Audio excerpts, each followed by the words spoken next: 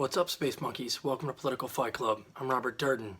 Sorry I missed you for the last week or so, or longer. I've had laryngitis. You can probably hear it. And when I get laryngitis, it lasts a long time because I have a hard time shutting the fuck up. So, lasted a while. Here's Dreamland by Sam Quinones. We're going to get back to it today. It's a short chapter, so hopefully I'll make it through without my voice going out. It's called Bodies Are the Key to the Case, page 169. In Chimayo, the heroin clan's dominance went back years. It didn't matter that members of these clans had all been arrested, as had their workers. The problem was, Chris Valdez told Jim Kuykendall, that none had done much prison time, then always returned home. The families grew stronger with each demonstration of impunity. Still, the old cases interested Kuykendall. Drugs had been seized in each case. A historical record of the clan's control existed throughout those cases. Kuykendall said there was a story to be told. Witnesses, people in prison now, users or low-rung workers who could talk about the clans, had been there when the cops barged in on one family or another. Plus, those who died from heroin overdoses could speak from the grave, if only their loved ones would talk. Their stories might tell best of all how deeply the clan's power resided in Chimayo. To Jim Kuykendall, all this history was important, for it formed a story of the clan's control that might become the basis of a federal conspiracy case. He formed a team of local cops and targeted the main heroin-dealing families in Chimayo, and in particular Felix Barela, who said he made his money from cutting firewood. A short while later, Kuykendall briefed top federal agents and prosecutors. The FBI wanted to contribute agents to go up on wiretaps. Kuykendall resisted. Wiretaps were unnecessary. The key to the case are the bodies, Kuykendall said. They each tell a story. There's a story behind who these people are, where they bought their drugs, and how they died. We need to tell that story. He got the medical examiner's reports of dozens of overdose cases and divided them among the investigators. They fanned across the Espanola Valley, interviewing families of the deceased. Years before, as black tar heroin accelerated the valley's decay, each dead junkie had been reviewed as one less problem.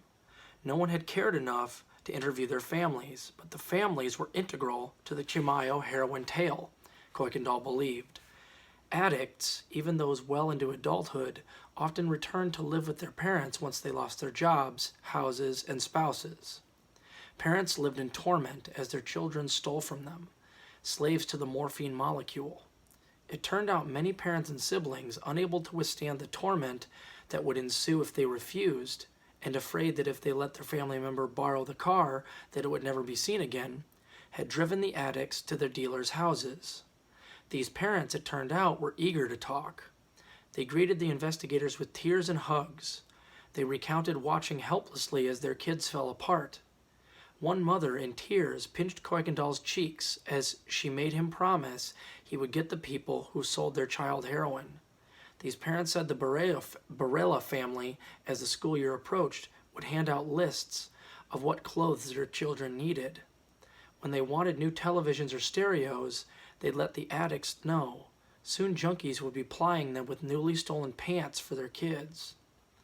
One afternoon, Kuykendall went to visit Dennis Smith, a man in his 70s whose son, Donald, had died.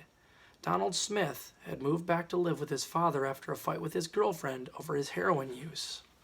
Sitting with Kuykendall, the elder Smith said that on the trip home from an outing one night, his son had demanded they return to Chimayo so he could buy heroin. He threatened to jump from the car if his father didn't turn around. Dennis Smith said he drove his son back to the Berea compound, a place where he had taken him several times before. The elder Smith turned the car around and headed back to the Barelas for his dope. He found his son's corpse in the trailer in the back of his property the next morning.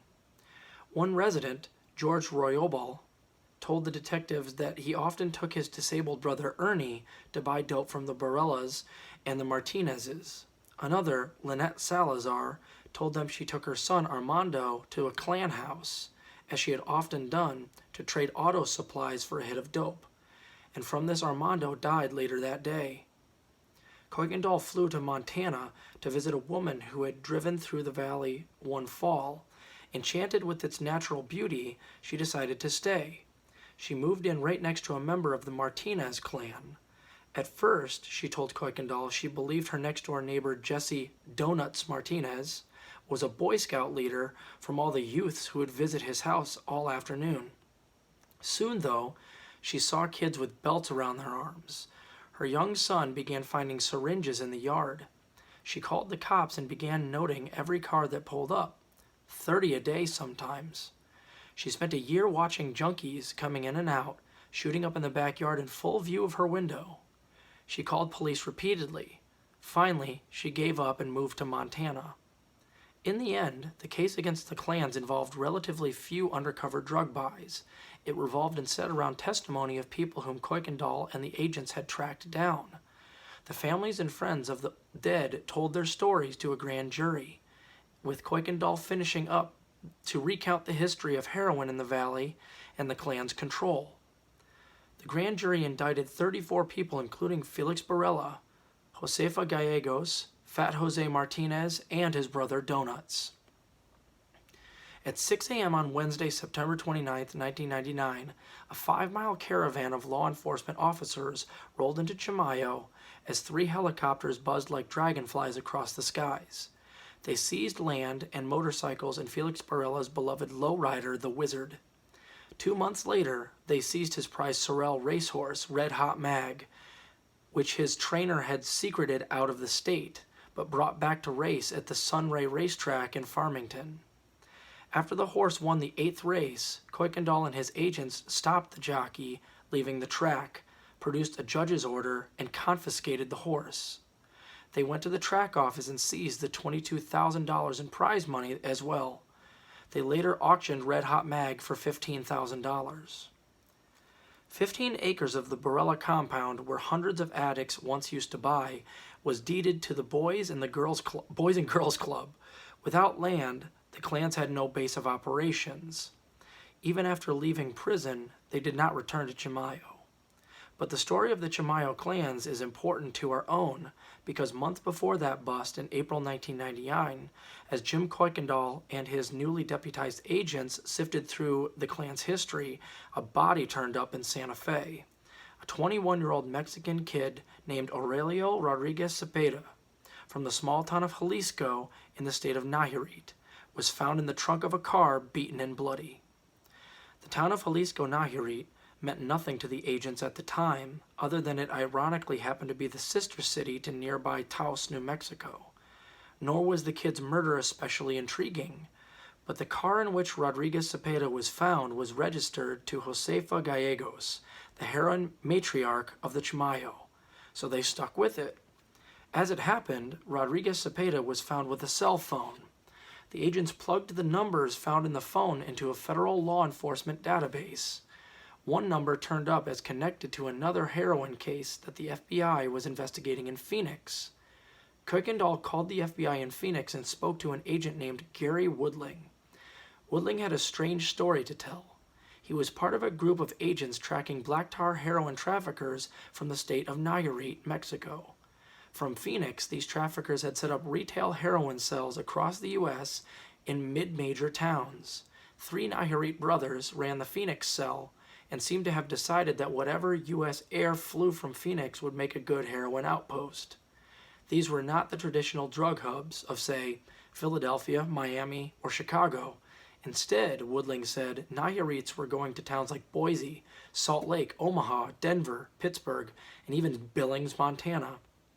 A local nair in Boise named Ed Rupplinger, in fact, had already run a sizable investigation into some of these guys, Woodling told him. Kuykendall and his agents went back and combed and subpoenaed the phone records for the heroin clans of Chimayo. From the records, it seems that when the clans wanted to order supplies, they called a central number, apparently a dispatcher. This dispatcher, the records show, then quickly called the number for Aurelio Rodriguez Cepeda. It seemed the dead kid was some kind of black tar delivery man, being sent regularly to supply the Chimayo dealers. Kuykendall and the agents had long assumed that those who supplied the Chimayo heroin clans were an isolated group of Mexican dealers who had stumbled into fertile heroin terrain of the Espanola Valley. Woodling dispelled this notion. As the investigation into the Gallegoses, the Barellas, and the Martinezes drew to a close, and 5 miles of police cars streamed into Chimayo that day, September 99, Kuykendall and his investigators knew they were onto something bigger. Okay. Next chapter is called Enrique on Top, page 173. My voice is giving out, so hope you're enjoying that, and hopefully it wasn't too unbearable to listen to. Once I'm better, I'll put more episodes up, I assure you. Keep fighting that good fight out there. Talk to you guys later.